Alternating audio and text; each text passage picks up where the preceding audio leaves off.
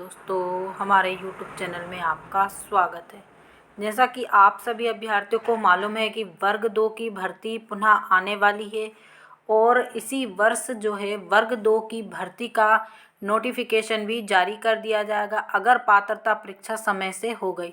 यानी कि पात्रता परीक्षा अगर आपकी अगस्त में हो जाती है तो लास्ट दिसंबर तक इसका शायद ही चयन का नोटिफिकेशन आ जाएगा, क्योंकि आप यहाँ पर देखिएगा पिछली बार भी यही हुआ था। वर्ग 1 की भर्ती में 1-1.5 महीना पहले पात्रता करवाई गई, उसके 1-1.5 महीना बाद में चयन प्रक्रिया का नोटिफिकेशन आया था। तो कहीं ना कहीं देखिए, वैसे भी वर्ग 2 की भर्ती को शुरू हुए, यानी इसकी पात्रता से माना जाए तो कहीं ना कहीं 3-4 वर्ष वैसे भी हो चुके हैं।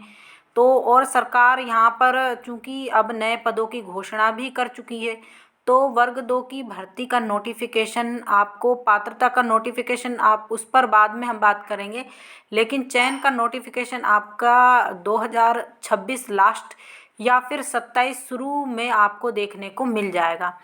अब यहाँ पर देखिए, ये तो थी आपको ये बताना कि हाँ, चयन प्रक्रिया का नोटिफिकेशन आएगा और कब तक आएगा। अब बात यहाँ पर हम करेंगे, अगर चयन प्रक्रिया का नोटिफिकेशन आता है तो इसमें क्या रहेगा, किन विषय वाले अभ्यर्थी अप्लाई कर सकेंगे और कौन से विषय वाले अभ्यर्थी अप्लाई नहीं कर सकेंगे। तो इस बार भी आपने ये देखा होगा कि बहुत सारे विषयों के पद नहीं आए थे और हमने आपको पिछली वीडियो में भी बताया था कि डीपीआई द्वारा क्या घोषणा की गई है। इस पर भी हमने वीडियो डाल दिया है, आप जाकर देख लीजिए। अब यहाँ पर बात करेंगे हम कि जो आपका मैथ है, यानी आपके मैथ में आपके बिल्कुल पद आएंगे और बहुत सारे पद आएंगे, क्योंकि मैथ की भर्ती अब से ज़्यादा ली जाएगी। क्योंकि आप देखेंगे जो साइंस के पद हैं, जैसे आप देखेंगे मिडिल में जो साइंस के पद थे, अब वो कहाँ पर इंक्लूड कर दिए गए हैं मैथ में।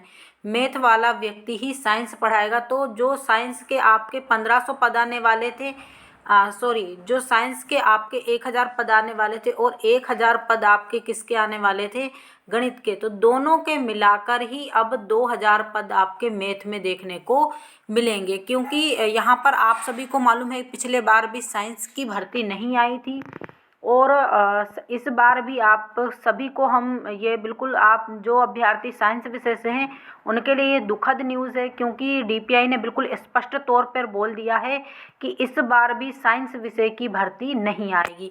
अब यहाँ पर बात करेंगे कि सोशल साइंस, तो सोशल साइंस की भर्ती भी आएगी, इंग्लिश की भर्ती भी आएगी, हिंदी की भी आएगी, लेकिन उर्दू विषय की भर्ती नहीं आएगी।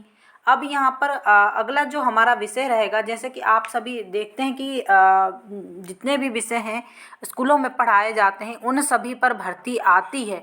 संस्कृत में भी भर्ती आएगी और साथ में जैसा कि ये हम आपको पिछली बार के पद दिखा रहे हैं, हिंदी में भी पद आएंगे।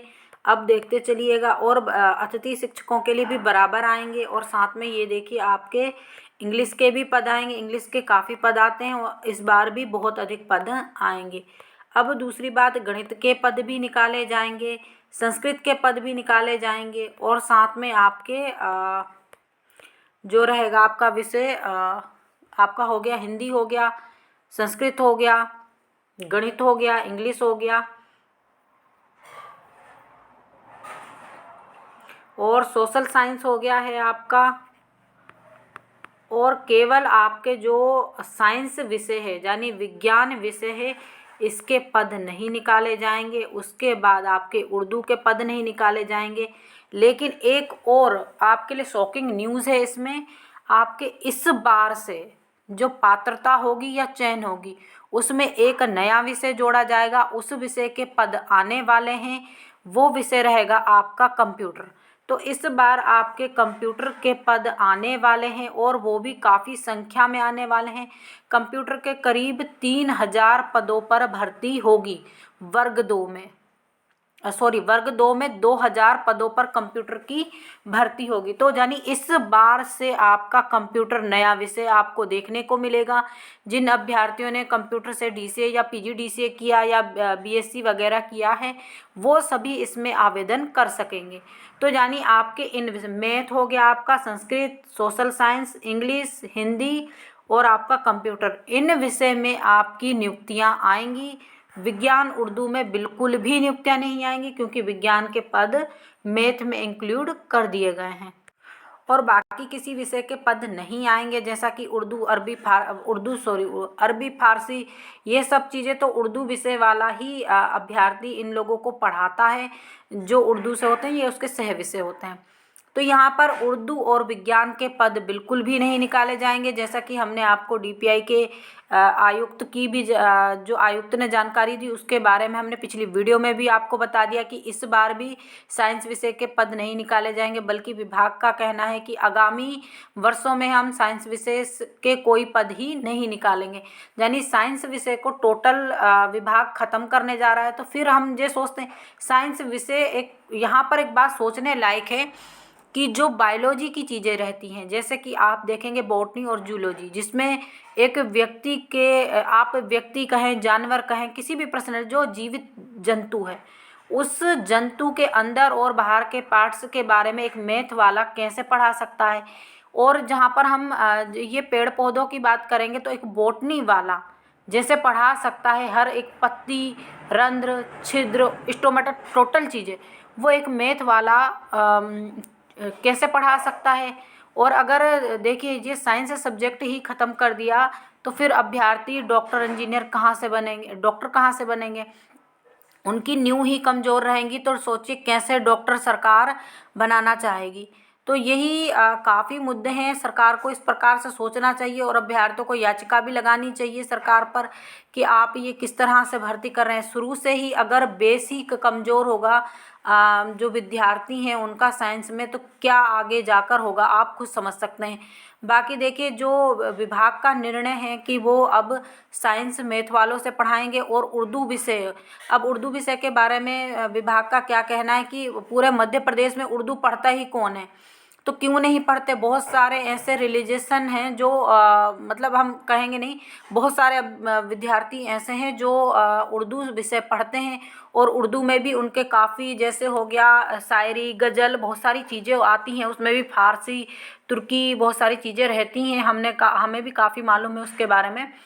तो वो चीज़ें एक उर्दू वाला ही पढ़ा सकता है, संस्कृत वाला उर्दू नहीं पढ़ा सकता। दूसरी बात, सरकार की मंशा कहीं ना कहीं उर्दू को समाप्त करने की भी है, क्योंकि देखिए चलो विज्ञान विषय तो मान लिया कि हिंदी में है, कुछ छात्र खुद पढ़ेंगे, कुछ गणित वाला पढ़ा देगा, कहीं से ट्यूशन लग जाएंगे, लेकिन उर्दू विषय ऐसा है, हम उर्दू मतलब ऐसा नहीं कह रहे हैं कि कोई एक ऐसा विषय, लेकिन जो शुरू से उर्दू पढ़ा हुआ वो उसी को पढ़ सकता है। आप सभी को मालूम है कि हिंदी अगर इस तरह से लिखी जाती है सीधे हाथ पे, तो उर्दू इस तरह से लिखी जाती है। तो ये चीज़ें होना भी किसी को, बहुत कम लोगों को मालूम रहता है। तो वो उर्दू कैसे पढ़ाएंगे, उनकी लैंग्वेज कुछ इस तरह से रहती है और इस तरह से लिखते हैं वो लोग। हम लोग जैसे इस तरह से लिखेंगे, फिर इस तरह शब्द, हम लोगों को ये नहीं मालूम ये क्या लिखा है ये। लेकिन वाकई कोई अगर ऐसे धर्म वाले सुन रहे होंगे, वो निंदा नहीं समझिएगा, लेकिन वाकई ही जो उस उर्दू को पढ़ा हुआ होगा वो ही उसको पढ़ सकता है और बता सकता है और पढ़ा सकता है। सभी लोग उर्दू को नहीं पढ़ा सकते हैं। तो यहाँ पर ये विभाग गलत कर रहा है कि उर्दू विषय बिल्कुल, देखिए 3-4 पोस्ट निकाल दी, 3-4 पोस्ट भी क्या, अब तो उर्दू विषय विभाग ख़त्म ही करने जा रहा है। 3-4 पोस्ट भी नहीं निकालेगा क्या पूरे मध्य प्रदेश में केवल इतने ही स्कूलों में उर्दू पढ़ाई जाती होगी? सोचने लायक बात है।